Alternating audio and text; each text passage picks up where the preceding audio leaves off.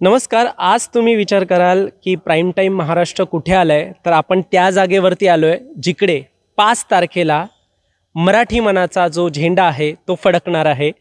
राज ठाकरे आणि उद्धव ठाकरे हे दोन्ही बंधू जिकडे एकत्र आपल्याला पाहायला मिळणार आहे त्या जागेवरती आपण आलेलो आहोत.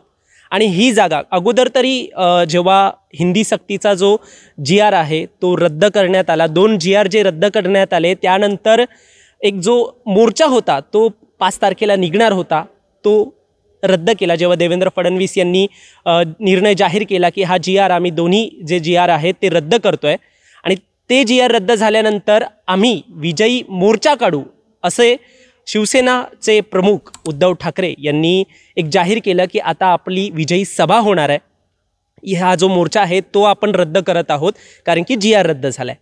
आता या विजयी सभेसाठी सर्वच पक्षांना त्यांनी निमंत्रण देण्याचं देखील जाहीर केलं आणि त्यानंतर हे जाहीर झाल्यावरती आम्ही राज ठाकरे यांना देखील या कार्यक्रमासाठी, या विजयी सभेसाठी कुठेतरी निमंत्रण देणार आहे, त्यांना देखील बोलवणार आहे असं त्यांनी उद्धव ठाकरे यांनी जाहीर केलं आणि राज ठाकरे यांनी देखील ते स्वीकारलं. ते म्हणाले हो आम्ही जाऊ म्हणून. आता मनसे प्रमुख राज ठाकरे आणि उद्धव ठाकरे, शिवसेना प्रमुख उद्धव ठाकरे हे दोघे बंधू आपल्याला या जागेवरती एकत्र पाहायला मिळणार आहे. 5 तारखेची तयारी कशी असणार आहे आणि अगोदर तरी शिवतीर्थ च्या बाजूला जो शिवाजी पार्क आहे तिथे कुठेतरी हा एक मेळावा जो आहे, हा जो विजयी सभा होईल असं एक कुठेतरी दिसत होतं. मात्र तशीच की भरपूर लोक, कारण की मराठी माणूस उत्सुकतेने येणार आहे 2 बंधूंना एकत्र बघायला, ती जागा कशी असणार आहे याकडे सगळ्यांचं लक्ष होतं आणि ती जागा ठरलेली आहे. वरळीच्या डोम परिसरात आपण आलेलो आहोत आणि हा डोम परिसर जो आहे हा जवळजवळ हजारो लोक इथे येऊ शकतील आणि उपस्थित राहू शकतील अशा प्रकारचा हा जो डोम आहे.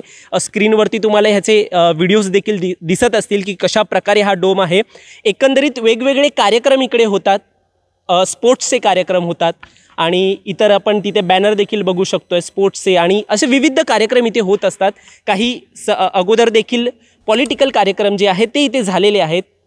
मात्र आता मराठी माणसांना एकत्र आणण्यासाठी ही जागा 5 तारखेला संपूर्ण पॅक होणार आहे.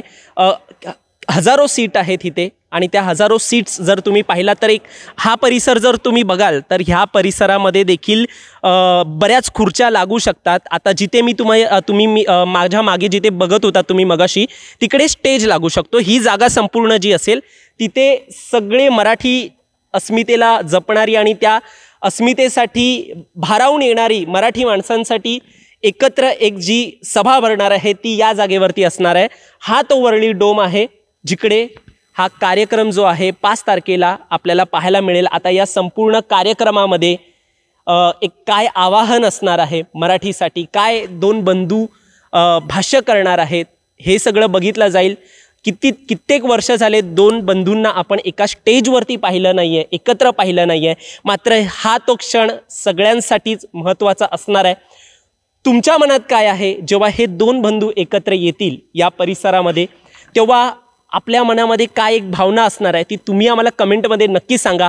आणि या जागेवरती आता काय एक इतिहास घडणार आहे, कसा इतिहास असणार आहे जो आत्तापर्यंत इतके वर्ष दोन्ही बंधू आपल्याला एक कुठेतरी असं म्हटलं गेलं की कौटुंबिक वाद आहे किंवा इतर कोणते वाद आहेत, पण आता ते सगळे वाद विसरून फक्त महाराष्ट्रासाठी एकत्र येणार आहे.